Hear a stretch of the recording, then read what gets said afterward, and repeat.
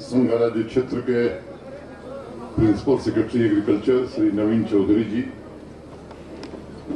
नेफेड के managing director Shri Sanjeev Kumar Chadha जी, कश्मीर के divisional commissioner Shri Pandurang पोले जी, नेफेड के डिप्टी एमडी साहब, डायरेक्टर हार्टिकल्चर, डायरेक्टर एग्रीकल्चर, कृषि विभाग के सभी अधिकारीगण,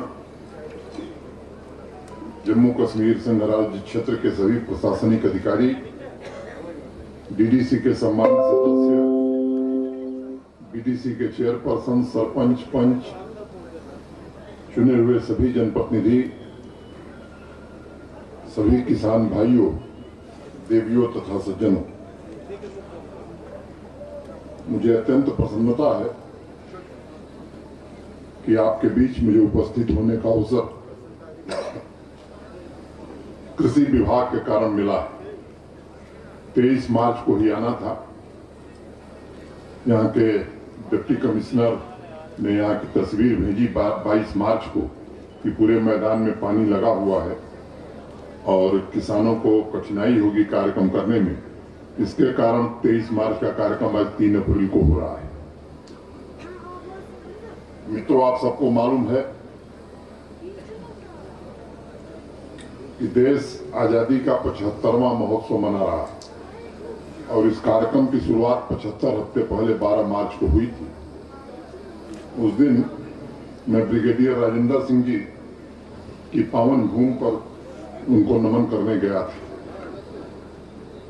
दिल में तमन्ना थी कि जल्दी बारामूला पहुंचा जाए, लेकिन 23 मार्च को हम नहीं आ सके खराब मौसम के कारण। मैं मानता हूं कि आज का दिन मुकद्दस है और मैं आप सबके बीच हूं। सबसे पहले मैं इस मिट्टी के बहादुर नौजवान और भारत माता के वीर सपूत मकबूल शेरवानी साहब को सत नमन करता हूं। उन्होंने जो वीरता दिखाई, अपने प्राणों का बलिदान दिया, मुझे लगता है कि केवल यहीं की नहीं, हिंदुस्तान की पीढ़ियां भी उन्हें सदैव याद करेंगी।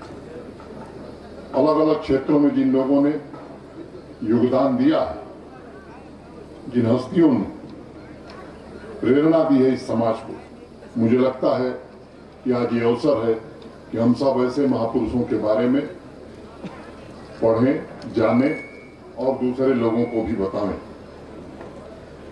16 मार्च को मैं यहाँ के कृषि विश्वविद्यालय में भी गया था, जो स्कास्ट है।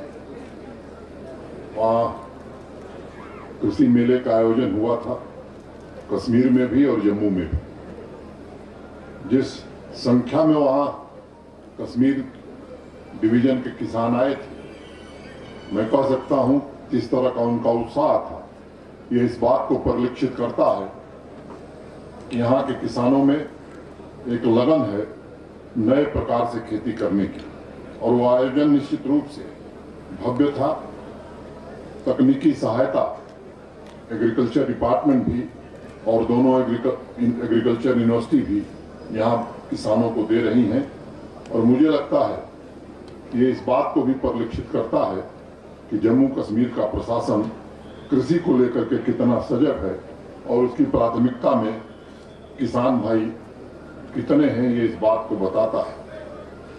मित्रों, भारत के प्रथम राष्ट्रपति डॉक्टर राजेंद्र प्रसाद जी की एक घटना मुझे याद आ रही है। 2 फरवरी 1958 को देश की आजादी के 11 साल बाद दरभंगा बिहार में एक स्थान है। देश के प्रथम राष्ट्रपति दरभंगा गए थे और किसानों से बातचीत कर रहे थे। किसानों ने उनसे कहा कि साहब, हमारे धान की पैदावार बहुत कम हो रही है, लोगों को खाने के लिए भी चावल नहीं मिल रहा, आप कुछ उपाय करिए। उस समय जो राजेंद्र बाबू ने बात कही थी, मैं समझता हूं उस बात का महत्व आज भी है। उन्होंने कहा कि देखो किसान भाइयों, जितनी जमीन हमारे पास है खेती लायक, उसमें 1 इंच जमीन बढ़नी नहीं है। उसमें हम कोई जमीन जोड़ नहीं सकते। तो रास्ता एक ही है, और वो रास्ता है उसी में हम अधिक से अधिक कैसे पैदा करें। और उन्होंने उस समय बताया था,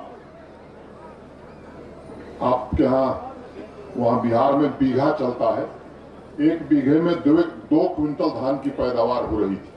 उस समय राजेंद्र बाबू ने कहा कि जितनी जमीन में बिहार के किसान 1 क्विंटल धान पैदा कर रहे हैं, दूसरे देशों में उतनी ही जमीन में 5 क्विंटल धान पैदा हो रहा है।